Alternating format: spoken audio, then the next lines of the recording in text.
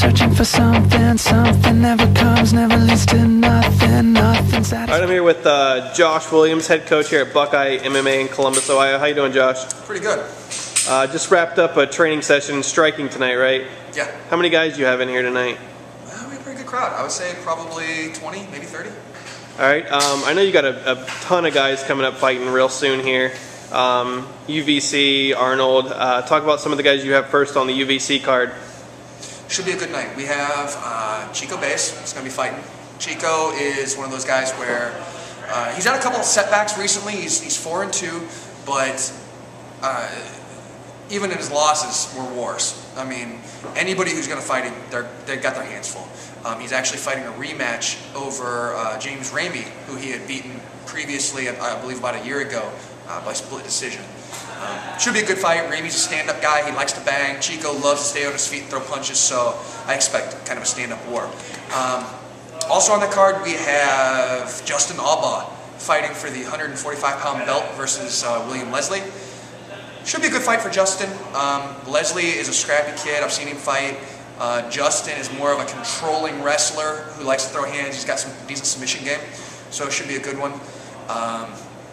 Let's see, we've got Scotty Weaver fighting in a super fight, I believe. Sky's a tough guy, brings a great crowd. There'll be a lot of energy on this show. Let's see. Who do you have fighting in the Arnold show on March 4th? The Arnold show, we're going to have a lot of guys. We've got, let's see, Don Germany is going to be on it. Matt Lisi is fighting Travis Tackett. For those who haven't seen Don Germany, keep your eyes open for this guy. Former Cincinnati linebacker.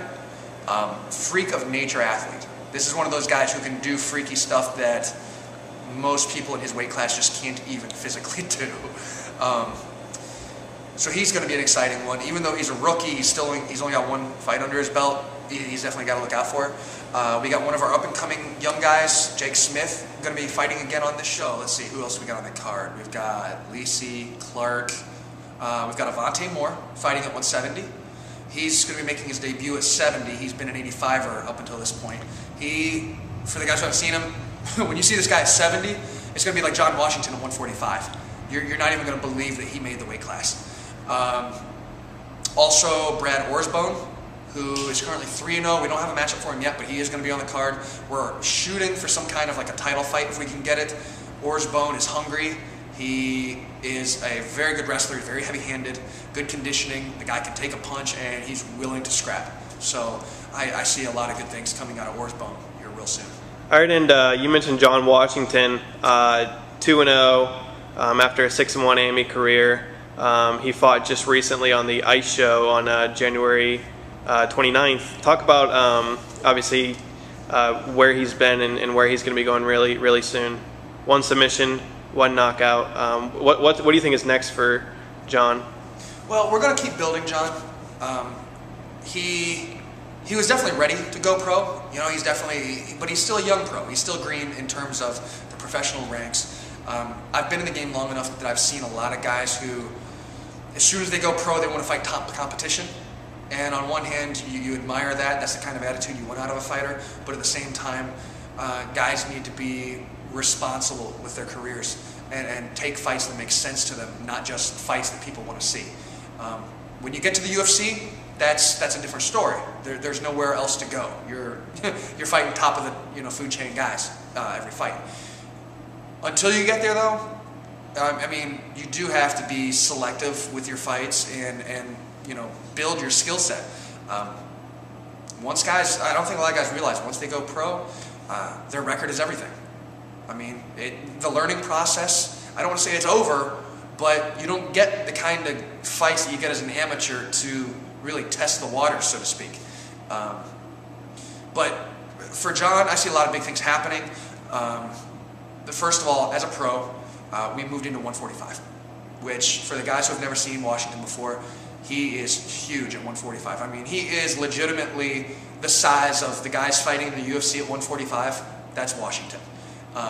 He may even make some of them look small. Naturally walks around. I actually heard the other day that he weighed about 170 right now, and he's probably a month of dieting to make 45. The last fight, or not his last fight, the first fight that he had as a pro, he fought Brandon Knight. We made weight at 145, and after rehydrating and everything else for the next day, I want to say he stepped in the ring close to 165. So, I mean, yeah, that's basically what a lot of the UFC level guys are doing now. I mean, gaining 20 pounds in one day is a lot. Yeah. And obviously, if he can do that, I mean, he's got that part down now. Just building his record up a little bit. Yeah, building his record up. We want to get his experience up. John, nobody's really gotten to see his hands except in ground and pound situations. So we're working on that. We want to get him more comfortable with his stand-up to where he doesn't have to rely on his wrestling so much. I think a lot of people haven't seen how good his submission game really is. As such a good wrestler, he's got a good top game, but the guy really is sick off of his back. He's got a very, very good submission game, and he's blending it with his wrestling extremely well. So he's going to be a handful for anybody who thinks they're going to put him on his back and try to grind him out. All right, and last but not least, Jason Riley, one of your bigger names in your gym. Even though he's coming off of 2 losses, he's getting right back in the gym after his loss on January 15th. And he seems really hungry for this Strikeforce fight coming up on March 5th. Talk a little bit about his opponent, Kerry Shaw, and how you think that fight's going to go. Our goal in the fight against Kerry is to be more athletic.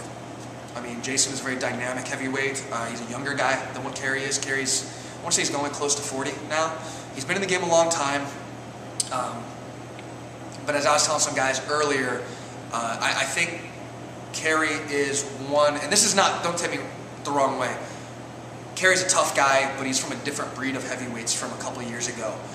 What I consider the last of that generation of heavyweight fighters. Now we're seeing guys like Jason, like Cain Velasquez, not to lump Jason in that category, but you're seeing guys who are 240 to 260 and above who are moving relatively well, comparable to the 205ers. Guys who are agile on their feet. They're not just heavy ground and pound guys. You're not going to see them stuck in the clinch for the whole time.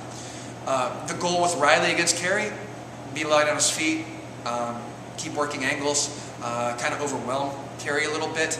We expect Kerry to kind of come sort of charging at Riley. I really don't see him wanting to have a technical war from the outside, as far as trading shots. I think he's going to try to make it a little bit more of a brawl, and that's fine. That's what we're looking for. Honestly, we're looking for probably a quick stoppage first round. Do you, with that in mind, you have a prediction? Quick stoppage first round, or? Yeah, I will be very surprised if it doesn't make it out of if it does make it out of the first round. Expect Riley to be taking him apart in the second. All right, we'll see that fight on March 5th. Once again, Josh Williams, head coach here at Buckeye MMA in Columbus, Ohio. One of the fast uprising gyms, ton of AMEs, a handful of pros. All right, thanks for your time, Josh.